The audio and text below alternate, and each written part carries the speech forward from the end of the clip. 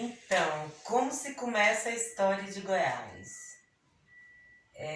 A história de Goiás começa com os bandeirantes, aí vieram os bandeirantes na exploração, né, do ouro, em busca do ouro. E aqui existiam muitos índios.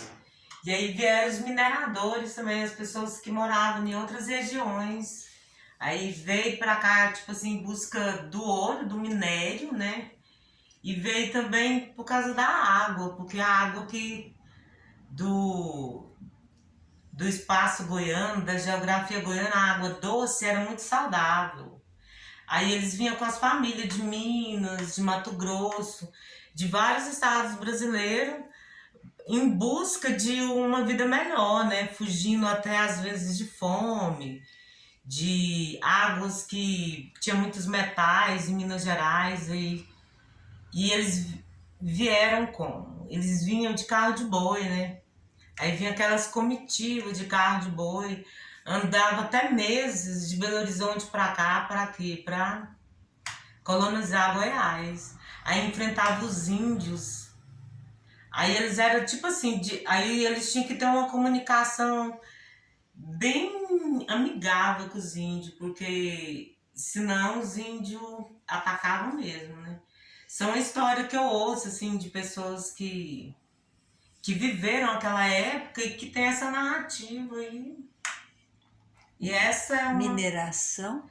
mineração e água, porque são dois minérios super importantes da causa que hoje existe em Goiás, né? São pessoas bravas, que tinham força, que enfrentavam qualquer coisa para quê? Para desbravar, porque aqui, quem que vinha para cá tinha que ter vamos supor, um espírito de desbravador, né? Para começar Goiás, e essas pessoas tinham que ter esse espírito mesmo de chegar no lugar, fazer estrada.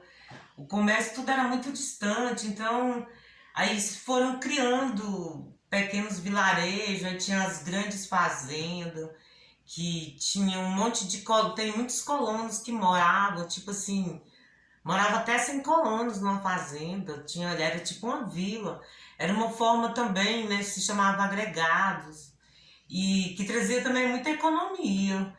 E tem muita história do Goiás que se conta, né, que hoje são as tradições da alimentação, de como o povo vivia, que era o milho, a pamonha, a empada, né? Porque, tipo assim, era a comida típica, que na época era bem comum, que era comida que tinha era uma mistura dos índios, né? Que era o alimento disponível, que era o alimento indígena da época. A batata doce, a mandioca, todos aqueles alimentos que os índios conseguiam cultivar na terra, aquela tradição ali foram mantida entre nós, na nossa genética, porque hoje nós somos goianos e temos todas as raças misturadas. Dentro desse contexto, né, nós fomos chacalhados com o DNA do branco, do negro e do índio. Então nós é um todo, né? O nosso corpo é um todo. Essa cultura, essa estrutura, e de onde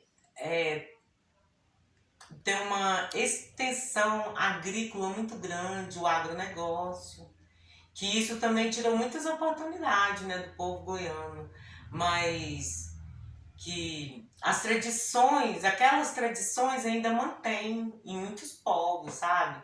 De ter a garapa do engenho, a rapadura, né? E o cerrado como uma coisa? Então, o cerrado foi embora.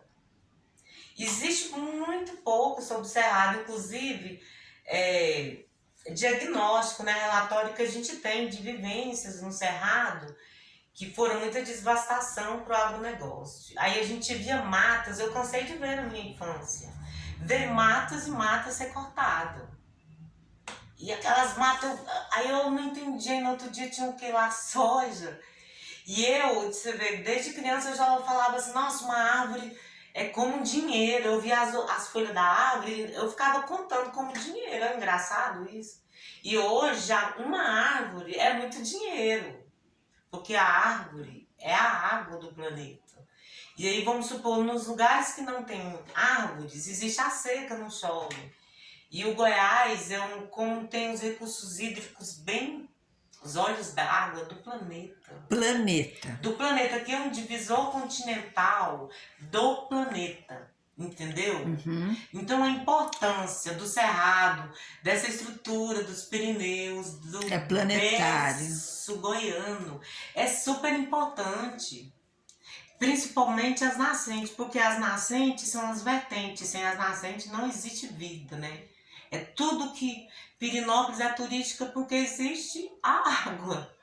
Você acha que o povo ia vir para ver pedra e ficar com sede, não tomar banho? Então, ela tem essa característica de a cidade linda, maravilhosa, porque tem essas cachoeiras, porque tem os recursos naturais muito vivos, entendeu? Então, Pirinópolis é uma joia rara do planeta, que como aqui é o divisor continental, os Pirineus, a água.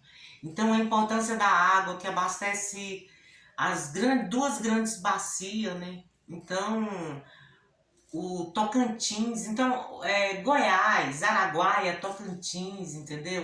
E vai caindo no Del Plata. Então, toda essa estrutura que Goiás tem de fortaleza. Então, é muito importante. E o nosso cerrado, ele é vivo. Eu vejo, Solange, eu observo muito o cerrado. Tem muitas plantas inocentes que antes não tinha, tem. E aquelas que tinha quase não tá tendo. Então a gente vê que rola extinção sim das espécies, entendeu? A cada vez que o fogo pega, não adianta a gente pensar assim, não, o cerrado se recompõe, não se recompõe.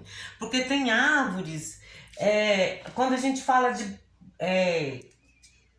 canela danta, né? Que é uma planta de onde se extrai a rutina, que faz a sacarose, a semente dela. Ou vai quebrar a dormência de uma árvore dessa. Entendeu? Não tem como. Não tem como você quebrar. Eu já peguei assim mais de 1000 sementes de goma, dessa canela danta e fui tentar reproduzir. O que acontecia? A semente até hoje não nasceu. Aí nasceu uma depois de um ano que eu deixei dentro de um saco. E aí era muito esporádico, mas ela não sobreviveu. Por quê? Porque como não tem as polinização, então muita semente existe, mas não foi polinizada. Ela foi uma semente abortada. Então aquela árvore vai dar semente, mas... E para ela pegar, de repente a sementinha pegar. Mas tem muitas que tem abundantes, entendeu? Tipo a Maria Preta, uma mãe que tipo assim, milhares de sementes, o pé de ipê, que é super importante. Tem muitas plantas que essas plantas, elas são super, elas tá lá, pega o fogo que pegar, elas se resistem e é sobrevivente, mas muitas não, que é importante para o bioma, porque cada espécie nós temos que cultivá-la, as espécies, tem o porquê dela existir, realmente a prevenção do fogo, um fogo controlado, né, tipo assim, que dentro da ordem, não prejudica a fauna e a flora, porque geralmente quando pega fogo, quem sai prejudicado? A fauna e a flora. Você vê os bichos correndo, chorando, você vê os gritos. E tipo assim, e a gente acha que é normal. A gente fala assim, não, é normal aquilo ali, nossos ancestrais, mas nossos ancestrais erraram. Eles estão na egrégora do erro. E nós viemos para corrigir, né? Principalmente esse olhar para a Mãe Terra. Olhar para a Mãe Terra como se ela fosse parte de ti. Até o lixo que a gente vai jogar nela. Entendeu? Tem um monte de lixo ali do seu lado, mas você é culpado? Não. O povo vai e joga, então... E aí você tá do lado do lixo, porque não tem como você salvar o planeta só. Então as políticas públicas ainda são muito enfraquecidas. Entendeu? Ainda não tem uma gestão de a pessoa chegar e falar assim, ó, é desse jeito aqui. É fácil. Porque se você vai lá e orienta e faz tudo certinho, principalmente as lixeiras seletivas, as coisas acontecem. Entendeu?